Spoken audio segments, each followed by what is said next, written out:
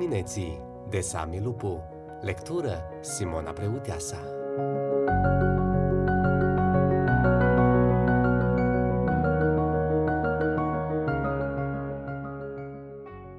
El a venit astfel să aducă vestea bună a păcii vouă, celor ce erați departe, și pace celor ce erau aproape.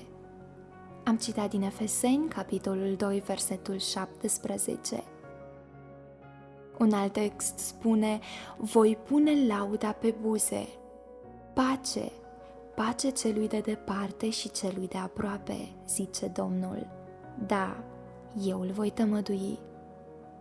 Pasaj regăsit în Isaia, capitolul 57, versetul 19. În zilele noastre veștile circulă așa de repede. Vești bune, vești rele, adevărate sau false. Ne este atât de greu să filtrăm veștile primite și uneori suntem tare bulversați de ceea ce auzim. El însă, adică Emanuel, a venit să ne aducă o veste bună, o veste a păcii. Cea mai bună veste pe care a primit-o pământul este că cerul a coborât la noi.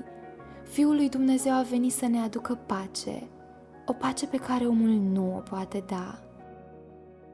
Trăim zile sumbre și avem nevoie de pace în familii, în biserică, în societate.